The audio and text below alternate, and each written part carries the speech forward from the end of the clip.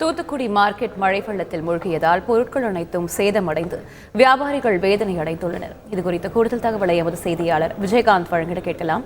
வணக்கம் விஜயகாந்த், தூத்துக்குடி மார்க்கெட்டோட தற்போதைய நிலைமை என்ன? அங்க இருக்கக்கூடிய வியாபாரிகளா என்ன சொல்றாங்க விஜயகாந்த்?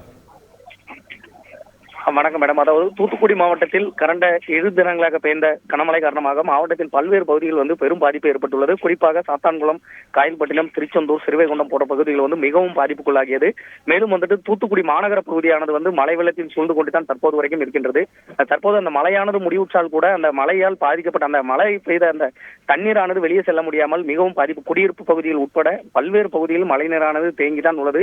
மழை நீரை வெளியேற்றுவதற்காக பல்வேறு கட்ட நடவடிக்கைகள் எடுத்தாலும் கூட அது தோல்வியற்ற நிலையில் தான் தற்போது வரைக்கும் நிலை கொண்டிருக்கிறது. இதில் தூத்துக்குடி மார்க்கெட், அதாவது காமராஜர் மார்க்கெட் சொல்லக்கூடிய மார்க்கெட்டில் அந்த மழை காலத்திற்கு முன்னாடி வியாபாரத்திற்காக இறக்குமதி பல லட்சம் ரூபாய் மதிப்பிலாக இறக்குமதி செய்யப்பட்ட காய்கறிகளை விற்பனை செய்ய முடியாமல் மழை நீரில் மூழ்கி கிடக்கிறது. இதன் கூடுதல் தகவலுக்கு நன்றி விஜயகாந்த்.